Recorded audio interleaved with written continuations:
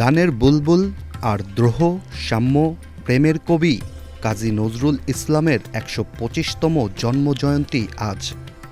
সৃষ্টিশীল এক অনন্য প্রতিভার নাম কাজী নজরুল ইসলাম।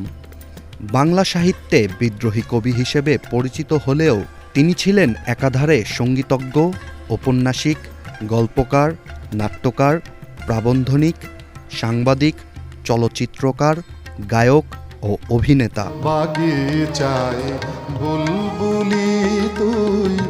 অন্যায়ের বিরুদ্ধে তার কবিতা কোটি তরুণের রক্তে জাগায় স্ফুলিঙ্গ। উপন্যাস, নাটক, সঙ্গীত আর দর্শনে তার অনবদ্য উপস্থিতি বর্ণাঢ্য করেছে বাংলা সাহিত্যকে।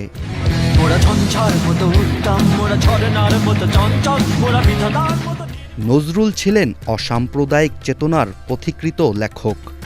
তার কবিতা ও গান মানুষকে যুগে যুগে শোষণ ও বঞ্চনা থেকে মুক্তির পথ দেখিয়ে চলছে। বাংলাদেশের মুক্তিযুদ্ধে তার গান ও কবিতা ছিল প্রেরণার উৎস।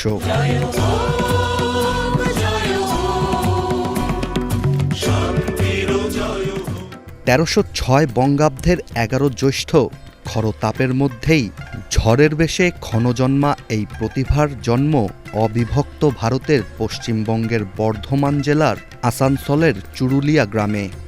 বাবা কাজী ফকির আহমেদ ছিলেন মসজিদের ইমাম আর মা জাহেদা খাতুন গৃহিণী। দরিদ্র পরিবারে জন্মের পর দুঃখ দারিদ্র ছিল তার নিত্যসঙ্গী। তার ডাকনাম ছিল দুখু মিয়া।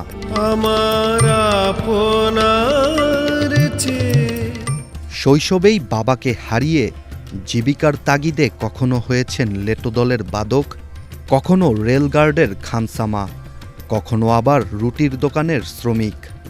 অগ্নিবীণাকে হাতিয়ার করে সৈনিক হিসেবে লড়েন প্রথম বিশ্বযুদ্ধে। সাহিত্যকে সঙ্গী করে সেনানিবাসে রচনা করেন বাউন্ডলের আত্মকাহিনী।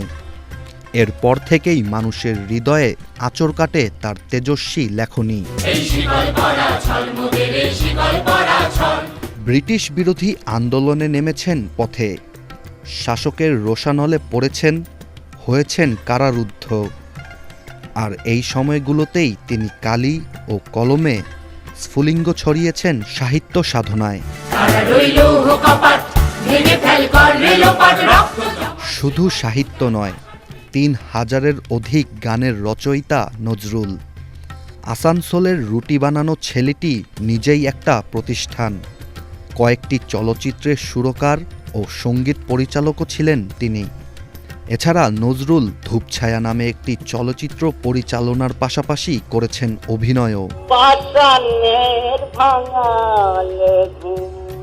১৯৭২ সালে জাতীয় কবির মর্যাদা দিয়ে কবিকে সপরিবারে নিয়ে আসা হয় বাংলাদেশে। মৃত্যুর আগ পর্যন্ত তিনি বাংলাদেশেই অবস্থান করেন। ১৯৭৬ সালের ২৯ আগস্ট মৃত্যুঞ্জয়ী এই কবি যাত্রা করেন অসীমের পথে। তার ইচ্ছানুসারেই তাকে সমাহিত করা হয় ঢাকা বিশ্ববিদ্যালয় কেন্দ্রীয় মসজিদের পাশে। Ishtiaq Hossain, channel S, news desk. যেন গড়ে থেকে মুয়াজ্জিনের আজান শুনতে পাই।